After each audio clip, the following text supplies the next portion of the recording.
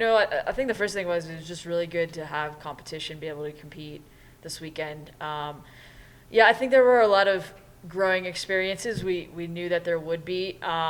It'd be a lot of opportunities for players to learn how to play with each other, to just kind of learn how to kind of compete and do the things we're trying to do. I think overall, I think probably a little disappointed by the results. I think we gave up in both games. I think we gave up some fairly easy goals, which always makes it hard to win games and be successful. I do think on Sunday we had a good reaction to some disappointment from Friday, and I think came out and competed in that game and actually probably had best effort, best physicality of the weekend. I think we put ourselves in a hole early in that game, but I also think that kind of showed a lot of resolve to come back and score, and especially by this one in about the 87th minute, I think it was. So, I think that demonstrated a lot. I mean, we had 21 shots. Typically you're looking at maybe a goal every 7th shot. So, I think we were creating a lot. Now the emphasis switches into having that focus and being incisive in front of goal to put those away. So, I think we see a lot of opportunity off the weekend. Absolutely. And then this week you're getting ready for just one game. Rival Western State comes into town. What can we expect from that game, and what are you looking forward to? Yeah, so yes, we'll play on Saturday against Western. We'll actually have an exhibition game on Monday against Salt Lake Community College. So we'll have 2 games, though, only one kind of officially against a non-conference opponent.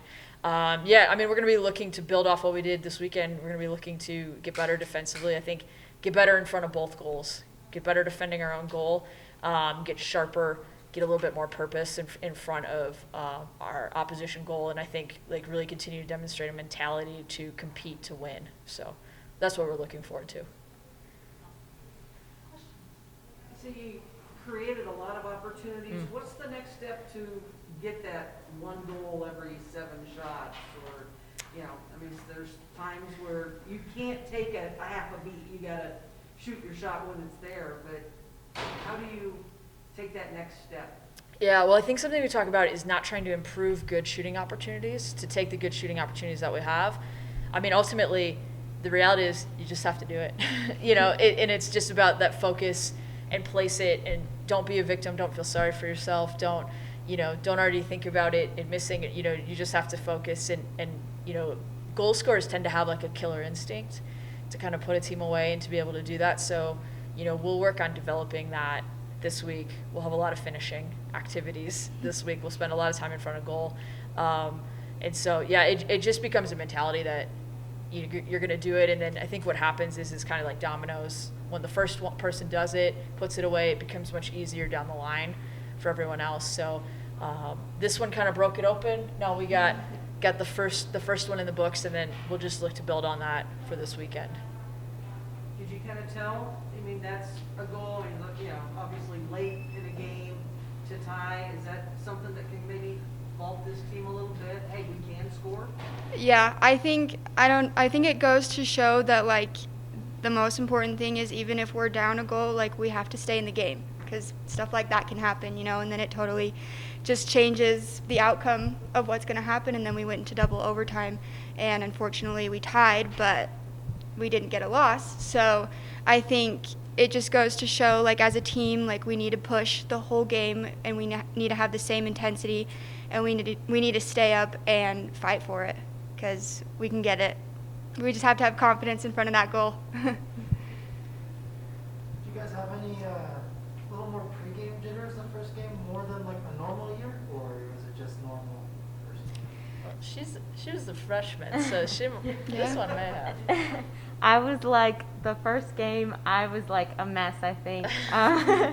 Coming out in the second game, I thought I was a lot more confident. You just get those out the first game, and you see what college soccer is all about. So I think it's over with. I hope so. But we'll see. Yeah. Coach, did you see that as kind of a trend? It seemed like a younger set of lineup kids, and then Sydney is kind of one of the upperclassmen as well as Taylor Jones. Was that kind of a common trend? Younger underclassmen kind of got those nerves out in the first game, and in the second game it was just another game.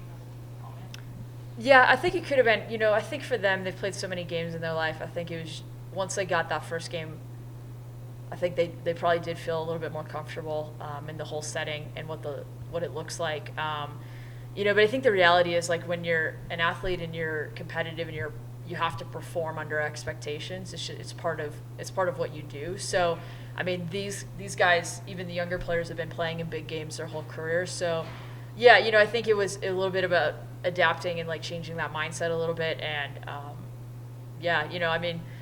we say that everybody's an equal member from day one. So, they're only a freshman, from the admissions office. So now hopefully we'll get them going.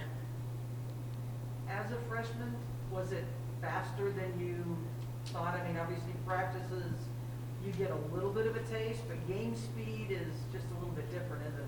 I didn't think the game speed was like that much faster. I thought it was a lot more physical, especially me being a lot smaller than some of the other girls.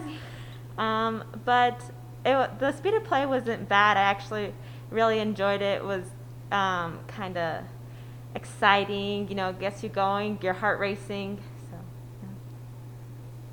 You just be smaller and run around. yeah, exactly. Yeah. Exactly.